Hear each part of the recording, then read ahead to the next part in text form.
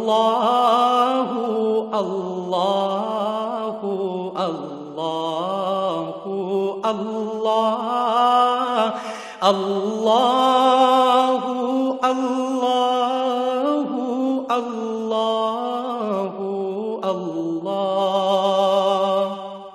الحمدللہ رب العالمین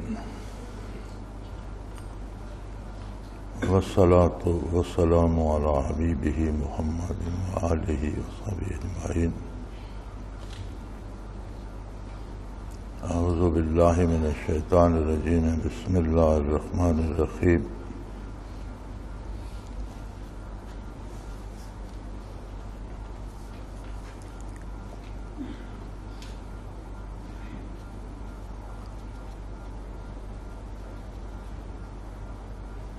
یہ بھی سوال ہے مولانا فاروق قاضی صاحب کا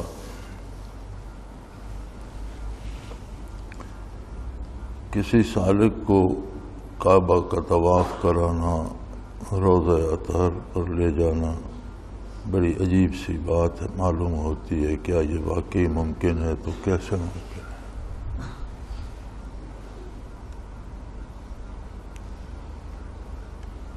پہلی بات تو یہ ہے کہ سالک کو نہیں سالک کی روح کو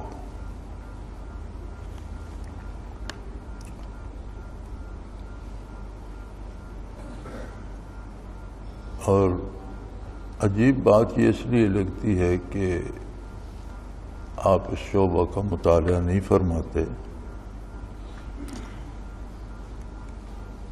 ہمارے ساتھ مفتی غلام سمدانی مرحوم ہوا کرتے تھے اللہ پاک غری کے رحمت فرمائے ان کا وصال ہو گیا بزرگ آدمی تھے سفید ریش پرانے علماء میں سے تھے یہی سوال انہوں نے حضرت رحمۃ اللہ علیہ کے زمانے میں کیا تھا کہ یہ بڑی عجیب بات معلوم ہوتی ہے یہ کیسے ہو سکتا ہے تو آپ نے فرمایا کہ مفتی صاحب یہ کہنے سننے کی باتیں نہیں ہیں کرنے کا کام ہے تو آپ بھی بسم اللہ کیجئے اللہ اللہ ہی کرنا ہے کوئی غیر شرعی کام تو آپ نے کرنا نہیں تو آپ اللہ اللہ کر کے دیکھ لیجئے تو ان دنوں اجتماع منارہ میں ہوا کرتا تھا غالباً 80 میں یہاں کی تعمیر دارالعرفان کی شروع ہوئی اور اس کے بعد پھر 2-3 سال بعد یہاں اتنی جگہ بنی کہ اجتماع شروع ہوئے تو سکول کے اجتماع میں جب مفتی صاحب کو خود مراقبات نصیب ہوئے تو شام کا مغرب کے بعد کا ذکر ہو رہا تھا جب مفتی صاحب کو سیر کعبہ اور فنا فی الرسول نصیب ہوا تو اٹھ کر کھڑے ہو گئے اور شور مچا دیا کہ بکتے ہیں جو کہتے ہیں یہ نہیں ہو سکتا کون کہتا ہے نہیں ہو سکتا یہ لوگوں کو سمجھ نہیں ہو شور مچا دیا کرتے ہیں نہیں اور بکواس کرتے ہیں یہ کرتے ہیں وہ کرتے ہیں تو میں کہتا ہوں ہو سکتا ہے میں دیکھ رہا ہوں مجھے اللہ نے عطا کر دیا ہے میں کہتا ہوں ہو سکتا ہے تو یہ بات یہ ہے کہ اللہ کا ذکر ہی کرنا ہے اللہ اللہ ہی کرنی ہے کوئی غیر شرعی کام نہیں کرنا کیسے ہو سکتا ہے یہ اس کا جواب تو یہی ہے کہ آپ کر کے دیکھ لیجئے اللہ کریم آپ کو بھی عطا فرما دے تو آپ کو سمجھ آ جائے گی یہ کیفیات ہیں اور کیفیات لکھی پڑھی نہیں جاتی محسوس کی جاتی ہیں فیل کی جا سکتی ہیں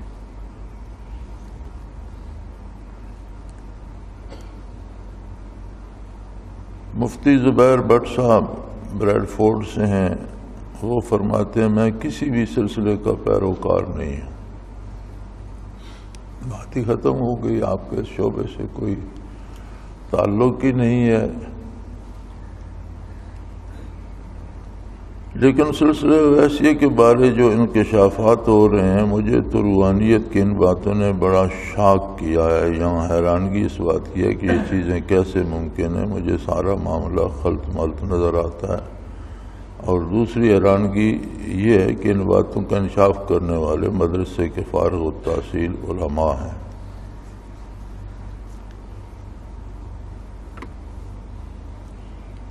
اب عجیب بات ہے کہ جب آپ خود فرماتے ہیں کہ مجھے کسی سلسلے سے کوئی تعلق ہی نہیں ہے،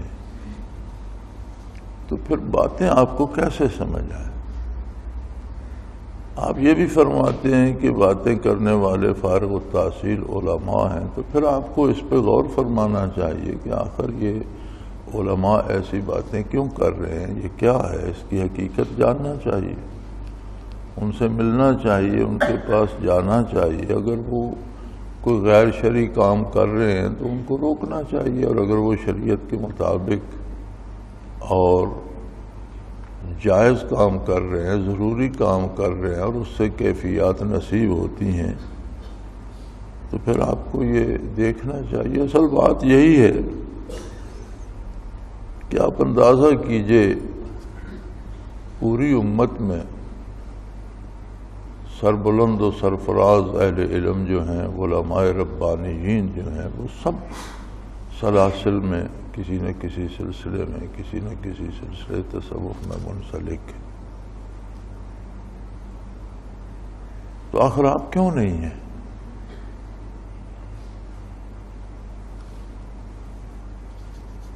انبیاء علیہ الصلاۃ والسلام کی تعلیمات جو ہوتی ہیں وہ صرف الفاظ نہیں ہوتے،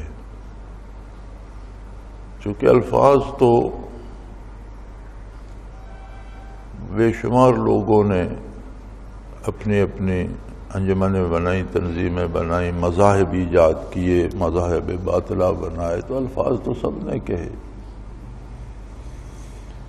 ہر مذہب نے کوئی نہ کوئی کتاب بنا لی، وہ کسی نہ کسی نے لکھ دی، جو کچھ بھی ہوا۔ انبیاء کی تعلیمات میں الفاظ کے ساتھ کیفیات بھی ہوتی ہیں، اور بندہ جو سنتا ہے وہ فیل بھی کرتا ہے، اسی کو تصدیق قلبی کہتے ہیں۔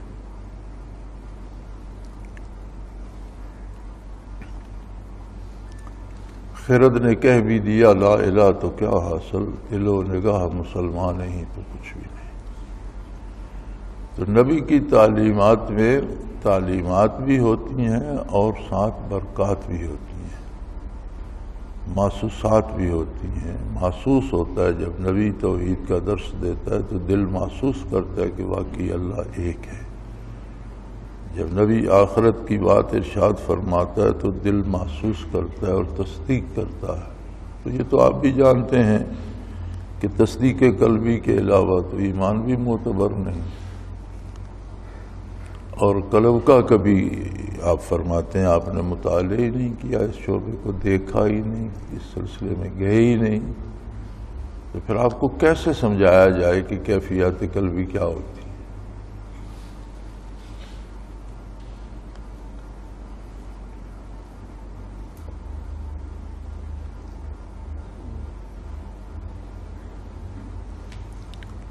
دوسرا سوال ان کا یہ ہے کہ مجھے ایسے محسوس ہو رہا ہے کہ علماء نے شریعت کو پس پردہ ڈال کر شیخ کی بات پر یقین کرنا شروع کر دیا ہے، ایسے لوگوں کی مثالیں پہلے دیکھنے میں آئی ہیں۔ دیکھیں، گزارش یہ ہے کہ ہر چیز کی نقل ہوتی ہے، اور جو چیز جتنی قیمتی ہوتی ہے اس کی اتنی زیادہ نقل کی جاتی ہے۔ نقالوں کی بات میں نہیں کرتا، واقعی جو سلاسل تصوف ہیں اور کسی کو واقعی یہ کیفیات نصیب ہوں تو شریعت کو پس پشت نہیں ڈالتا، بلکہ شریعت پر عمل تو بنیادی بات ہے۔ تصوف اور شریعت دو چیزیں نہیں ہیں۔ شریعت پر اگر کوئی عمل کر رہا ہے تو آپ اس کا انکار نہیں کر سکتے، آپ کہیں گے شریعت کے مطابق کام کر رہا ہے۔ کیا منافقین شریعت کے مطابق نمازیں نہیں پڑھتے تھے؟ بظاہر جو عمل منافقین بھی کرتے تھے لوگوں کو دکھانے کے لیے وہ شریعت کے مطابق ہوتا تھا، لیکن ان کے دل میں شریعت نہیں ہوتی تھی، اس لیے انہیں منافق کہتے۔ تصوف یہ ہے کہ جو شریعت پر عمل کیا جاتا ہے اس میں خلوص بھی ہو اور خشوع و خضوع بھی ہو۔ یہ سمجھ لینا کہ شریعت کوئی اور چیز ہے اور تصوف کوئی اور چیز ہے تو یہ تو زیادتی ہے۔ شریعت ایک ہی ہے جو حضور اکرم صلی اللہ علیہ وآلہ وسلم نے تعلیم فرما دی، اس میں کمی بیشی قیامت تک ممکن نہیں ہے۔ انسان ہے، اس سے خطا ہو جاتی ہے، غلطیاں ہو جاتی ہیں، لیکن غلطی کو، خطا کو، گناہ سمجھ کر اس کے ازالے کی کوشش کی جاتی ہے، توبہ کی جاتی ہے، رجوع الی اللہ کیا جاتا ہے، اور جو عمل کیا جاتا ہے اس میں خلوص کتنا ہے، دل اس میں کتنا ساتھ دیتا ہے، باطن اس میں کتنا غرق ہے، اور کتنا خشوع و خضوع نصیب ہوتا ہے۔ اگر کوئی شریعت کے خلاف کام کرتا ہے تو یہ تو تصوف کے بھی خلاف ہے۔ تصوف تو شریعت میں خشوع و خضوع کا نام ہے۔ اگر کوئی خلاف شریعت کام کرتا ہے تو اسے تصوف تو نہیں کہا جا سکتا، وہ تو گمراہی ہے۔ اور شیخ کی کوئی حیثیت نہیں ہوتی، شیخ شریعت بتاتا ہے، شریعت بناتا نہیں ہے۔ شیخ کی حیثیت یہ ہوتی ہے کہ وہ شریعت بتاتا ہے، گھر سے بناتا نہیں ہے۔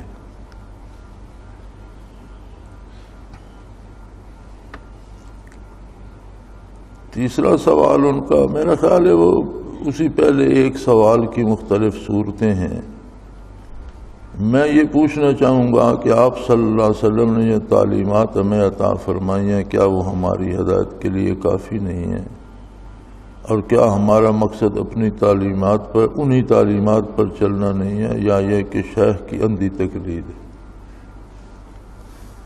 اب یہ کسی عالم کو تو یہ باتیں جچتی نہیں ہیں، بچکانہ سی باتیں ہیں، اور ایک ہی بات کو مختلف الفاظ میں بدل کر کہہ دینا یہ کوئی سوال نہیں ہوتا۔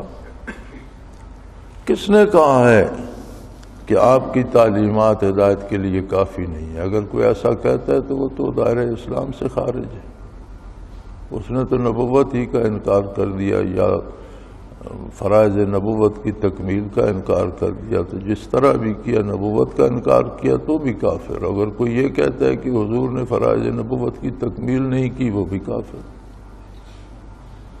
تو یہ تو آپ غیر مسلموں کی بات کر رہے ہیں، مسلمانوں کی بات کیجئے جو یقین رکھتے ہیں حضور صلی اللہ علیہ وسلم کی تعلیمات پر۔ اور یہ تعلیمات نجات کے لیے ضرور کافی ہیں اگر ساتھ دل کا خلوص بھی ہو، اور اگر دل میں خلوص نہ ہو تو پھر شاید ہو سکتا ہے یہ اسلام کی بجائے نفاق بن جائے۔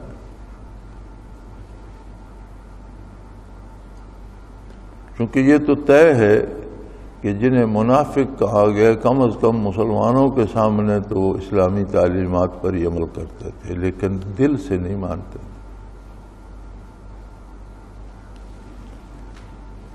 اور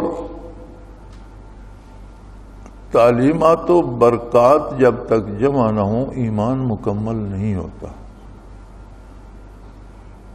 اقرار باللسان و تصدیق بالقلب، یہ تصدیق قلبی ایک کیفیت قلبی ہے۔ تو یہ کیفیات نہ ہو تو بات بنتی نہیں۔ اور ہم یہ نہیں کہتے کہ جس کو یہ کیفیات نصیب نہیں ہے اس میں بھی ایک درجہ خلوص ہوگا یقیناً، تبھی وہ ساری زندگی عمل کرتا ہے، احترام کرتا ہے، بات مانتا ہے، الحمدللہ۔ یہ بھی اس کی نجات کے لیے اللہ قبول فرما لے، ایک تسبیح قبول ہو جائے نجات کے لیے کافی ہے۔ لیکن دنیا کے معاملے میں کیا آپ اس بات پہ گزارا کرتے ہیں کہ 2 وقت کی روٹی مل جاتی ہے یہ کافی ہے؟ ہر بندہ زیادہ سے زیادہ پانے کی کوشش کرتا ہے۔ دال روٹی پہ گزارا کافی ہوتا تو لوگوں کو یہاں سے بھاگ کر انگلینڈ جانے کی کیا ضرورت تھی؟ دال روٹی تو یہاں بھی کسی گاؤں کی مسجد میں بیٹھ جائیں تو وہاں بھی صبح و شام دال روٹی تو مل جاتی ہے، پھر ولایت جانے کی کیا ضرورت تھی؟ کچھ زیادہ پانے کے لیے لوگ سفر کرتے ہیں نا، ورنہ گاؤں کی کیا یہاں چھوٹی چھوٹے ڈیرے بنے ہوئے ہیں، ان پہ چھوٹی چھوٹی مساجد ہیں، وہاں جا کے نماز پڑھانا شروع کر دیں، وہ 2 وقت کی روٹی بھی دیں گے، بال بچوں کا خرچہ بھی دیں گے، پھر یہی گزارا ہوتا رہتا۔ تو دنیا کے معاملے میں تو بندہ دنیا کا سفر کر جائے کہ کہیں کچھ زیادہ ملے، اور دین کے معاملے میں کیا ہے کہ اس سے گزارا ہو جاتا ہے، یہی کافی ہے، مزیدار بات نہیں ہے۔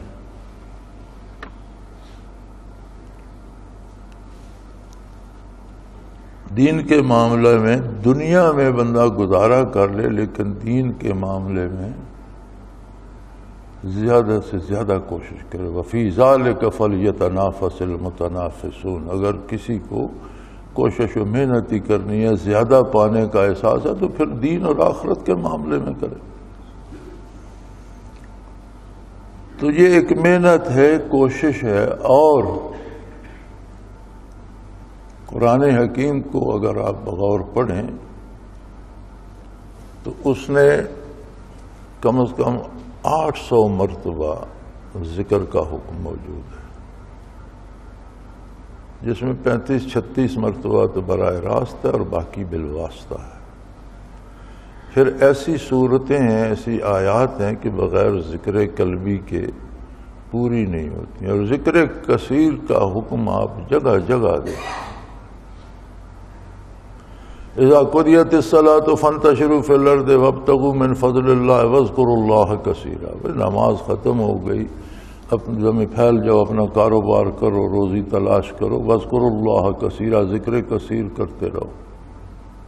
تو نماز تو ختم ہو گئی، قرآن کہہ رہا ہے اذا قضیت الصلاۃ، جب نماز ختم ہو گئی، صلاۃ ختم ہو گئی، اپنے واپس کام پہ چلے جاؤ، اپنی مزدوری کرو، رزق تلاش کرو، وابتغوا من فضل اللہ، اللہ کا فضل تلاش کرو، واذکروا اللہ کثیرا، ذکر کثرت سے کرتے رہو۔ اب اس کی کیا توجیہ کریں گے؟ اذا لقیتم فئۃ فاثبتوا، کسی مخالف طاقت سے، کافر طاقت سے مقابلہ آ جائے، جم کر لڑو۔ میدان جہاد کی بات ہو رہی ہے، فاثبتوا، جم کر لڑو، واذکروا اللہ کثیرا، اللہ کا ذکر کثرت سے کرتے رہو۔ جہاد کے مقابلے میں بھی فرمایا، اس کا مطلب ہے ذکر کچھ اور ذکر کثیر کچھ ہے۔ حج پر جاتے ہیں، حج پر ہے واذکروا اللہ کا ذکرکم آباءکم، یہ حج کے ارکان بھی کر رہا ہے، ساتھ ذکر کا حکم بھی ہے۔ تو ان سب چیزوں سے الگ بھی کوئی ذکر ہے جو کثیر کیا جانا چاہیے، ہر وقت، ہر لمحہ۔ وہ کیا ہے؟ اللہ کریم نے آپ کو اتنا علم دیا، آپ کو مفتی بنایا، تو کیا آپ نے کبھی اس طرف توجہ نہیں فرمائی کہ یہ قرآن کا یہ مطالبہ کیا ہے؟ آپ اس طرف خود توجہ فرمائیں، خود ان چیزوں کو دیکھیں، ملاحظہ فرمائیں، اور پھر آپ کو سمجھ آ جائے گی کہ کبھی شیخ کی اندھی تقلید نہیں ہوتی، اور وہ شخص شیخ نہیں ہو سکتا جو بدعات جاری کرے یا خلاف سنت امور کا حکم دے، وہ خود شیخ ہو نہیں سکتا۔ اسے کوئی شیخ نہیں کہتا، اسے بدعتی کہا جاتا ہے، اور وہ شخص دین سے دور ہو جاتا ہے۔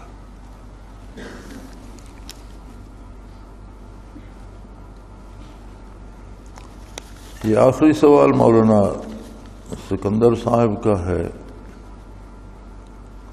فرماتے ہیں سلسلہ کے بارے اچھی باتیں پڑھنے کا موقع ملا، دعا کی درخواست ہے۔ یہ طریق اہل علم کا ہے۔ وہ فرماتے ہیں لطائف اور مراقبات پر کچھ روشنی ڈالیے گا، اور ان کے عبادات پر کیا اثرات مرتب ہوتے ہیں؟ حضرت بات یہ ہے کہ جب قلب ذاکر ہو جاتا ہے یا لطائف ذاکر ہو جاتے ہیں تو پھر عبادات محض مجبور ہو کر اطاعت نہیں کی جاتی، بلکہ اس میں دل بھی شامل ہو جاتا ہے، اور جس طرح ظاہری بدن کو غذا کی بھوک لگتی ہے، دوا کی ضرورت پیش آتی ہے، وہ احساس روح کا بھی زندہ ہو جاتا ہے۔ عبادات بوجھ نہیں بنتی، بلکہ فجر کی نماز ادا کر لے تو ظہر کا انتظار رہتا ہے، کہ کب پھر وہ لذت وصال نصیب ہو، کب پھر وہ حضور حق نصیب ہو، چونکہ دل ساتھ ہوتا ہے۔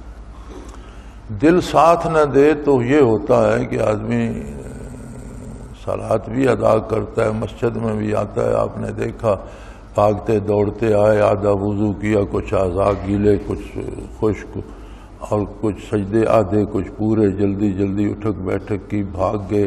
وہ جتنی دیر مسجد میں بھی رہے، دل بازار میں رہا اور فکر پیچھے کی ستاتی رہی۔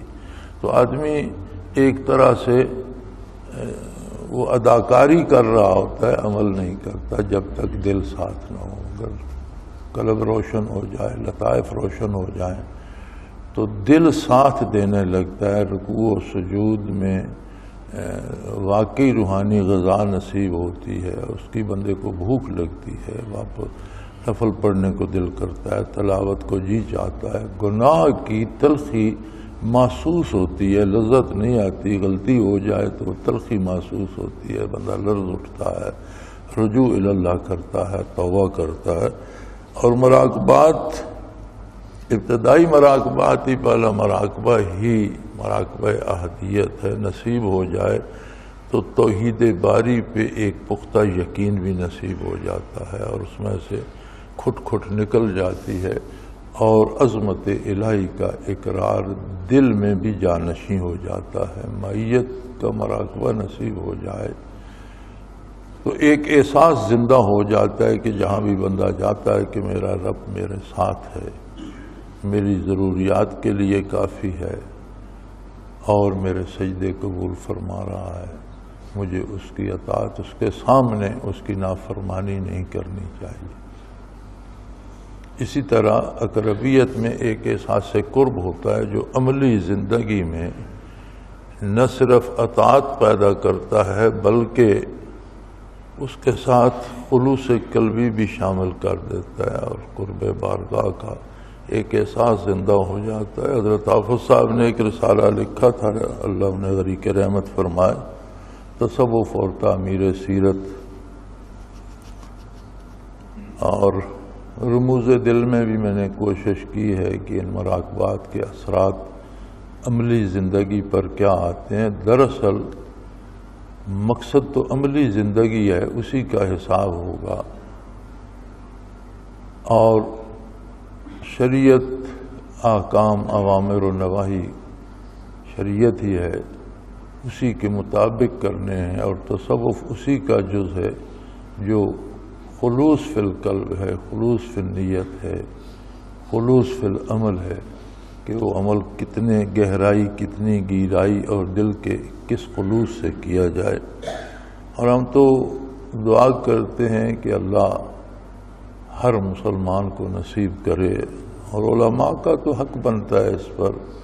علماء کے پاس خزانہ ہوتا ہے بہت بڑا، جو نبی کریم صلی اللہ علیہ وسلم نے عطا فرمایا، علوم ظاہری کے امین اگر یہ چیزیں بھی حاصل کر لیں تو وہی علماء ربانیین کہلاتے ہیں، اور یہ علماء ہی کا حصہ ہے۔ علماء کو تو سب سے زیادہ حاصل کرنا چاہیے، جس طرح اللہ نے انہیں علم ظاہری دیا ہے، اسی طرح انہیں کیفیات باطنی سے بھی بہرہ ہونا چاہیے۔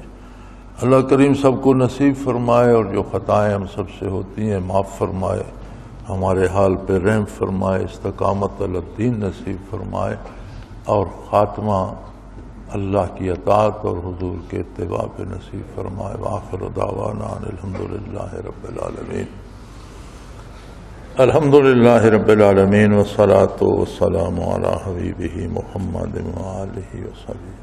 اللہم ربنا لا تقتلنا بغضبک ولا تہلکنا بعذابک واعف عنا قبل ذلک۔ اللہم ربنا لا تسلط علینا من لا یرحمنا، انت ولینا فی سفرنا وحسرنا فی مالنا توفنا مسلمین والحقنا بالصالحین۔ اللہم انصر الاسلام والمسلمین۔ اللہم ربنا سر لنا امورنا کلہا فی دیننا و دنیانا، رب یسر رب یسر رب یسر ولا تعسر وتمم بالخیر۔ اللہم ربنا انزل علینا من السماء ماء مبارکا نافعا غیر ضار، نافعا غیر ضار، نافعا غیر ضار، هو الذي ينزل الغيث من بعد ما قنطوا وينشر رحمته وهو الولي الحميد وهو الولي الحميد وهو الولي الحميد وصلى الله تعالى على حبيبه محمد وعلى سيدنا برحمتك يا اللہ اللہ اللہ اللہ اللہ اللہ اللہ اللہ۔ حضرت امیر محمد اکرم آوان مد ذلہ العالی دارالعرفان منارہ ضلع چکوال میں سالہ سال سے قرآن و حدیث کے اوپر خطابات کر رہے ہیں اور سلسلہ نقشبندیہ اویسیہ کے مطابق لوگوں کو ذکر الہی کی تربیت دے رہے ہیں۔ وہ قرآن پاک کی تفسیر ترتیب وار بیان کر رہے ہیں۔ تفسیر قرآن کو وہ موجودہ ملکی اور بین الاقوامی حالات کے مطابق بیان کرتے ہیں۔ موٹر وے سے کلر کہار کے انٹرچینج سے نکلتے ہوئے کلر کہار کی جھیل سے ہوتے ہوئے میانی، بوچھال اور نور پور سے گزرتے ہوئے دارالعرفان منارہ پہنچ سکتے ہیں۔ حضرت امیر محمد اکرم آوان نے بچیوں اور بچوں کی دینی اور دنیاوی تعلیم کے لیے سقارہ اکیڈمی کے نام سے ایک درسگاہ بھی قائم کی ہے، جس کا افتتاح ملک پاکستان کے صدر جنرل محمد ضیاء الحق نے اپنے دست مبارک سے کیا تھا۔ وہ تمام احباب جو اسلام کی طلب رکھتے ہیں ان سے گزارش ہے کہ دارالعرفان منارہ ضلع چکوال میں امیر محمد اکرم آوان صاحب کے خطابات سے مستفید ہوں۔ وہ ہر جمعے کو نماز سے پہلے بیان فرماتے ہیں۔ ہر ماہ کی پہلی اتوار کو ماہانہ اجتماع ہوتا ہے جس میں آپ خصوصی خطاب فرماتے ہیں اور پاکستان کے چاروں صوبوں سے احباب اس اجتماع میں شرکت کرتے ہیں۔ اس کے علاوہ یہاں سال میں 2 مرکزی اجتماعات بھی ہوتے ہیں، ایک رمضان المبارک میں اعتکاف کا اجتماع اور دوسرا جولائی اور اگست میں 40 دن کا اجتماع ہوتا ہے جس میں روحانی تربیت کی جاتی ہے۔ اپنا خون سیماب دے کر اتنا ہم کر جائیں گے، نام آقا کا چمن میں پھر رقم کر جائیں گے۔